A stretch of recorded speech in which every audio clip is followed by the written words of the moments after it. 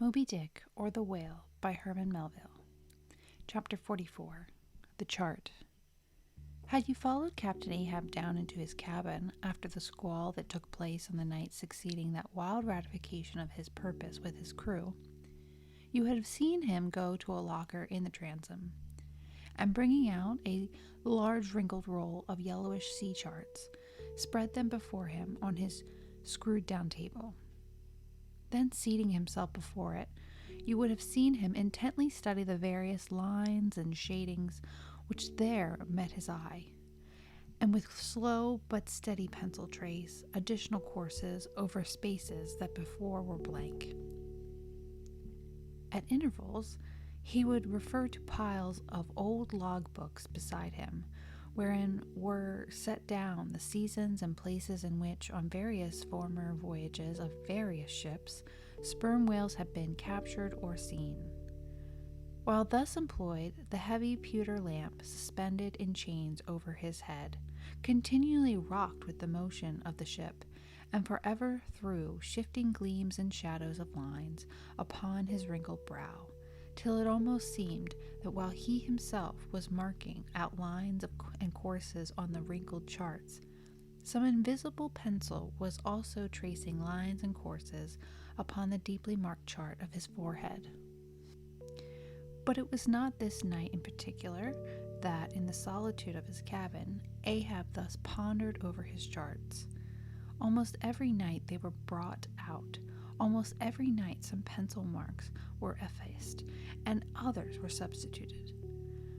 For with the charts of all four oceans before him, Ahab was threading a maze of currents and eddies, with a view to the more certain accomplishment of that monomaniac thought of his soul. Now, to anyone not fully acquainted with the ways of the Leviathans, it might seem an absurdly hopeless task thus to seek out one solitary creature in the unhooped oceans of this planet. But not so did it seem to Ahab, who knew the sets of all tides and currents, and thereby calculating the driftings of the sperm whale's food, and also calling to mind the regular uncertain seasons for hunting him in particular latitudes, could arrive at reasonable surmises, almost approaching to certainties, concerning the timeliest day to be upon this or that ground in search of his prey.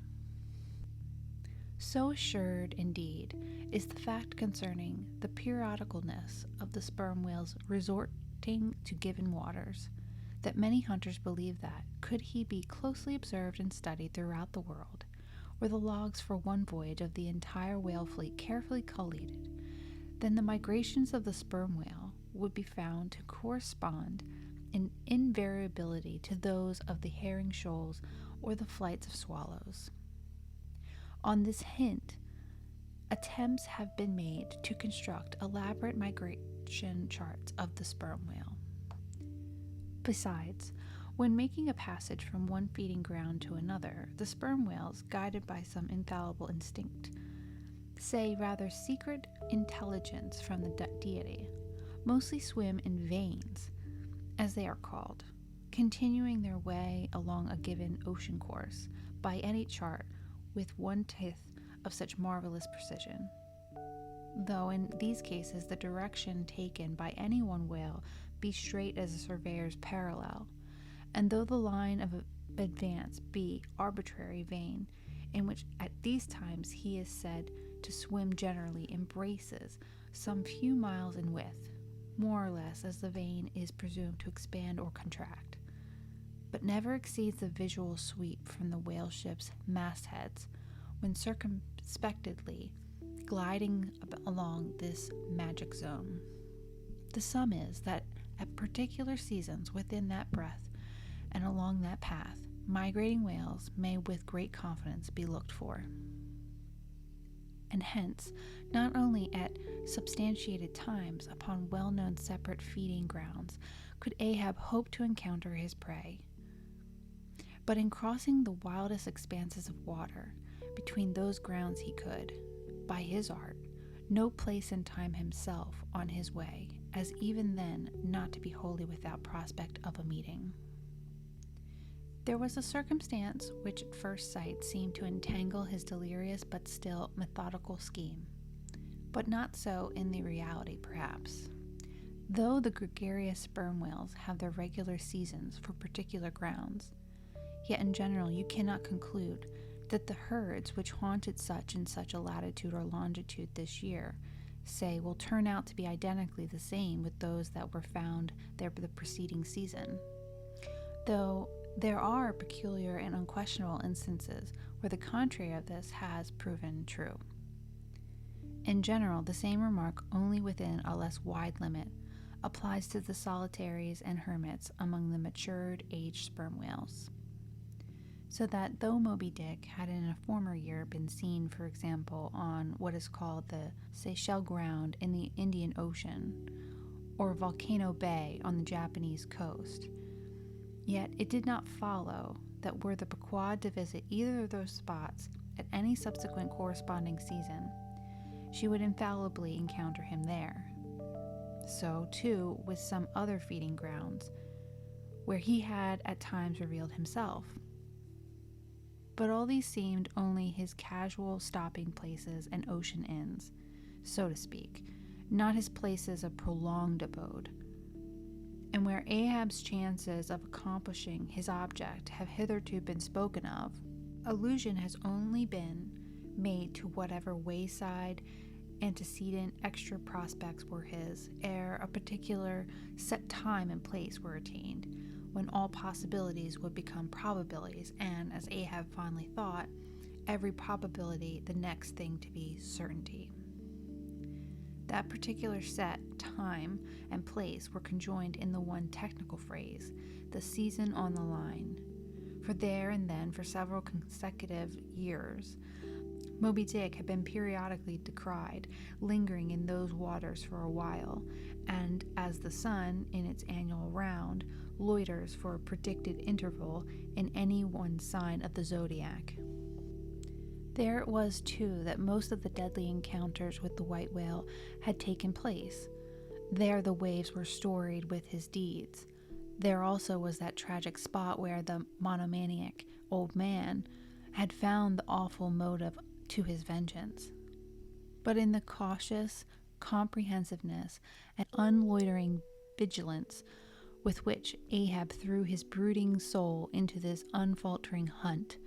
he would not permit himself to rest all his hopes upon the one crowning fact above mentioned, however flattering it might be to those hopes. Nor in the sleeplessness of his vow could he so tranquilize his unquiet heart as to postpone all intervening quests. Now the Pequod has sailed from Nantucket at the very beginning of the season on the line. No possible endeavor then could enable her commander to make the great passage southwards, double Cape Horn, and then running down 60 degrees of latitude, arrive in the equatorial Pacific in time to cruise there. Therefore, he must wait for the next ensuing season. Yet the premature hour of the Pequod's sailing had perhaps been covertly selected by Ahab, with a view to this very complexion of things. Because an interval of 365 days and nights was before him, an interval which, instead of impatiently enduring ashore, he would spend it a miscellaneous hunt. If by chance the white whale, spending his vacation in seas far remote from his periodical feeding grounds, should turn up his wrinkled brow off the Persian Gulf, or in the Bengal Bay, or China Seas, or in any other waters haunted by his race, so that monsoons, pampas, northwesters, harmattans, trades, any wind but the Levanter and Simoon might blow Moby Dick into the devious zigzag world circle of the Pequod's circumnavigating wake.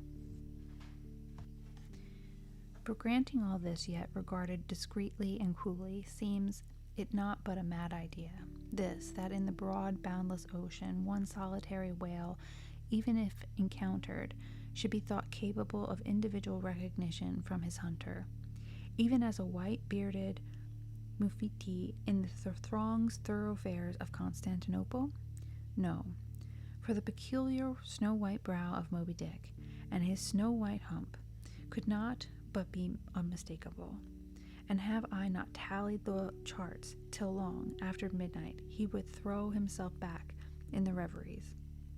Tallied him, and shall he escape? His broad fins are bored, and scalloped out like a lost sheep's ear, and here his mad mind would run on in a breathless race, till a weariness and faintness of pondering came over him, and in the open air of the deck he would seek to recover his strength. Ah, God, what trances of torments does that man endure, who is consumed with one unachieved, revengeful desire? He sleeps with clenched hands and wakes with his own bloody nails in his palms. Often when forced from his hammock by exhausting and intolerably vivid dreams of the night, which resuming his own intense thoughts through the day, carried them on amid a clashing of frenzies and whirled them round and round in his blazing brain, till the very throbbing of his life-spot became insufferable anguish, and when, as was sometimes the case, these spiritual throes in him heaved his being up from its base, and a chasm seemed opening in him, from which forked flames and lightnings shot up, and accursed fiends beckoned him to leap down among them. When this hell in himself yawned beneath him, a wild cry would be heard through the ship, and with glaring eyes Ahab would burst from his stateroom as though escaping from a bed that was on fire. Yet these, perhaps, instead of being the unsuppressible symptoms of some latent weakness, or fright at his own resolve, were not but the plainest tokens of its intensity. For at such times crazy Ahab, the scheming, unappeasingly steadfast hunter of the white whale, this Ahab that had gone to his hammock, was not the agent that so caused him to burst from it in horror again. The latter was the eternal living principle or soul in him, and in sleep being for the time disassociated from the characterized mind, which at times employed it for its outer vehicle or agent, or spontaneously thought escape from the scorching continuity of the frantic thing, of which to the time it was no longer an integral. But as the mind does not exist unless leagued with the soul, therefore it must have been that, in Ahab's case, yielding up all his thoughts and fancies to his one supreme purpose, that purpose, by its own sheer will, forced himself against gods and devils into a kind of self-assumed, independent being of its own. Nay, could grimly live and burn, while the common vitality to which it was conjoined fled horror-stricken from the unbidden and unfathered birth. Therefore, the tormented spirit that glared out of bodily eyes when what seemed Ahab's rushed from his room was for the time but a vacated thing, a formless, somnambulistic being, a ray of living light, to be sure, but without an object to color, and therefore a blankness in itself. God help thee, old man, thy thoughts have created a creature in thee, and he whose intense thinking thus makes him a Prometheus, a vulture, feeds upon that heart forever, that vulture the very creature it creates.